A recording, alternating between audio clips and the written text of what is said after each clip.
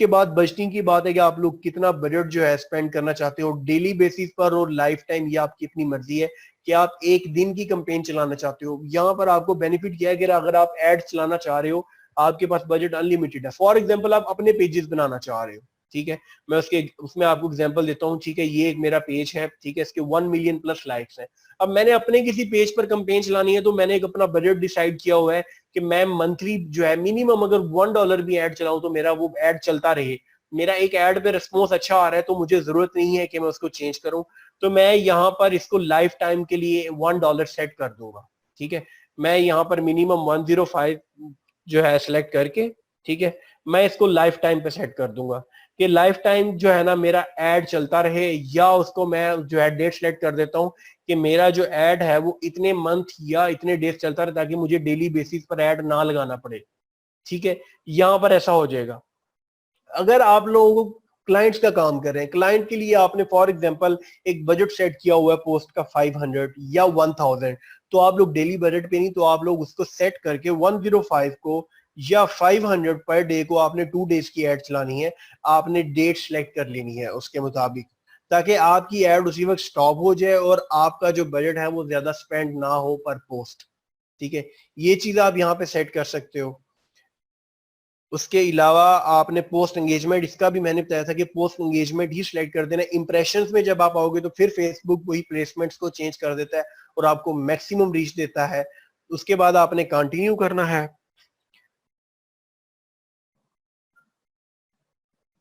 और आपने यहां से पेज और पोस्ट सेलेक्ट कर लेनी। यहां पर आपको फेसबुक ने जो भी आपने पीछे सेटिंग की है वो आप किसी भी पेज या किसी भी आप उस पोस्ट पे इंप्लीमेंट कर सकते हो, ठीक है। मैं यहाँ पर चूंकि मूडीज के पेज पे लगाना चाह रहा हूं तो यहां से मैं पेज को सिलेक्ट करूंगा अपने, ठीक है, और यहाँ पे मैं पोस्ट भी सिलेक्ट करूंगा वो जिस पोस्ट पे मैं कैंपेन चलाना चाह रहा हूँ, ठीक है।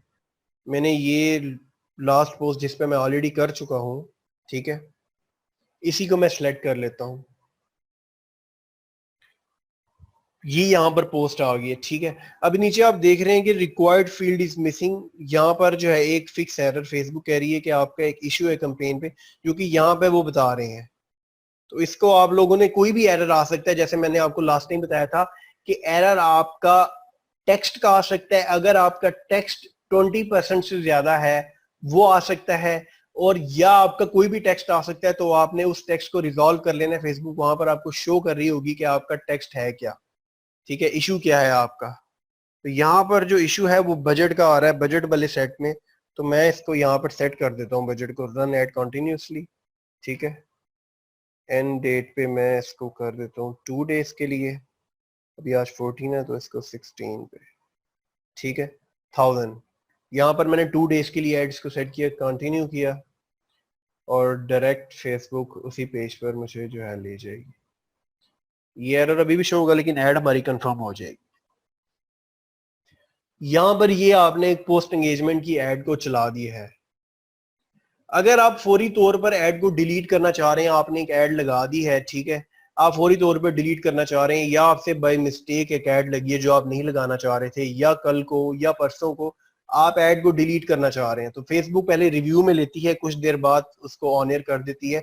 जो पुराने अकाउंट से जब आपका ओल्ड अकाउंट हो जाता है तो फौरी तौर पर फेसबुक उसको कर देती है, लेकिन अगर आपका नया अकाउंट है तो थोड़ा सा टाइम लेती है। यहाँ पर आप लोग देखेंगे फेसबुक आपको ऑप्शन दे रही है इनएक्टिव करने की, कि मैं इस ऐड को स्टॉप करना चाह रहा हूं फिलहाल, लेकिन इन फ्यूचर आप उस ऐड को दोबारा उसी ऐड को कंटिन्यू करना चाहते हो तो फिर भी आप लोग उस ऐड को यहाँ पर सर्च करोगे, ठीक है, कैंपेन नेम को मूडीज कैफे लिखोगे तो फेसबुक आपको उस नेम से जितनी भी एड्स आपने लगाई होंगी, अभी आप लोग ये देख रहे हैं कि मैं इस ऐड को यूज करना चाह, जितनी भी मूडीज कैफे के नाम से ऐड होंगी वो सारी आपके पास आ जाएंगी। आप उन सब एड्स को दोबारा कंटिन्यू कर सकते हो। सो मेरी ये आदत है, आप लोगों के लिए भी सजेशन है, कभी भी ऐड को डिलीट मत करें। अगर आप करना भी चाह रहे हैं तो स्टॉप करें, कभी भी आपको फ्यूचर में जरूरत पड़ सकती है कि आप उसी ऐड को दोबारा चलाएं, दोबारा भी क्रिएट कर सकते हैं आप। लेकिन कुछ कैंपेन पर रिजल्ट्स बहुत अच्छे आ रहे हो, आपके मिनिमम बजट पे आपका बहुत अच्छा रिस्पॉन्स आ रहा होता है, तो आप फिर उसी ऐड को दोबारा से यूज कर सकते हैं। अब मैं अपने इस पेज की बात करूं तो मैंने इस पे 2 साल पहले कैंपेन चलाई थी जो कि एक पूरा साल चली थी। मैंने उसको 1 साल के बाद स्टॉप कर दिया फिर मैंने 6 मंथ बाद उसी एड को कंटिन्यू किया तो मुझे उस पर वैसा ही रिस्पॉन्स मिला जैसा पहले मिला था। तो ये कुछ चीजें हैं जो आप लोगों को समझ आएंगी जब आप लोग एक्सपेरिमेंट्स कुछ ना कुछ करेंगे।